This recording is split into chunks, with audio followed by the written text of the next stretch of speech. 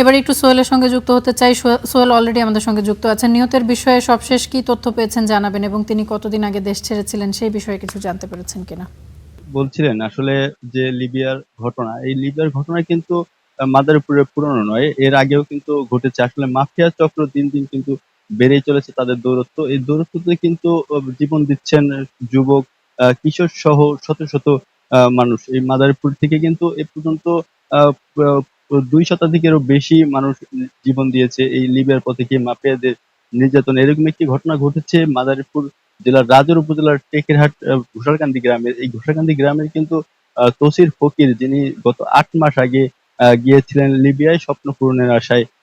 তাকে কিন্তু লিবিয়ায় নিয়ে মাফিয়াদের নির্যাতনে, মাফিয়ারা যে আটকে রেখে নির্যাতন চালায়, সেই নির্যাতনে চিকিৎসাধীন অবস্থায় 12 দিন চিকিৎসাধীন থাকেন। সেখানে সেই চিকিৎসা দেওয়ার কথা বলেও কিন্তু তার কাছ থেকে 2 লাখ টাকা নেওয়া হয় বলে আমরা অভিযোগ পেয়েছি। এছাড়াও কিন্তু তার কাছ থেকে 45 লক্ষ টাকা কিন্তু নেওয়া হয়েছে এই পরিবারটির কাছ থেকে। আমার পিছনে দেখতে পাচ্ছেন আসলে যে ঘরটি রয়েছে, এই ঘরটি তসির ফকির তার পরিবার এখানেই বসবাস করেন। আর এই ঘর থেকেই কিন্তু তিনি ঘর ছেড়েছিলেন 8 মাস আগে। তারপরেই কিন্তু লিবিয়ায় গিয়ে সে মাফিয়াদের জালে আটকা পড়ে। সেই মাফিয়াদের নির্যাতনে চিকিৎসাধীন অবস্থায় মারা যায়। তাদের পরিবারের কিন্তু গতকাল রাতে পরিবারের কাছে সংবাদ আসার পরের থেকে কিন্তু আহাজারিতে ভেঙে পড়েছেন তার পরিবার স্বজনরা।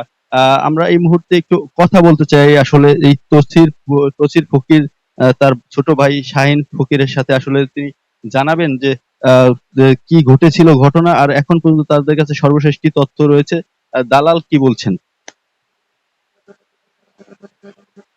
দালালরা বলছে যে আমার ভাইকে যে 1 মাসের মধ্যে নেবে, বডি কন্ট্রাক্টে আপনার 25 লাখ টাকা লাগবে, ঠিক আছে। তারপরে এভাবে বলতে আপনার 3 মাস 4 মাস যাওয়ার পরে হঠাৎ আমার ভাইকে ওরা মাফিয়ার মাধ্যমে আটকানোর পরে আমাদের কাছে 20 লাখ টাকা দাবি করে। তারপরে আমাদের বাড়ি আছে, ভাইয়ের যে বাড়ি আছে সেটা আমরা বিক্রি করে 20 লাখ টাকা দেওয়ার পরেও, ঠিক আছে, ঠিকঠাক মতো আমরা বাইরে পাই নাই। ওই ওই সময় যে তার উপর যে নির্যাতন করা হয়েছে, ঠিক আছে, তার নির্যাতনে মনে করেন ওই সময় মরার মতোই হয়ে গেছে।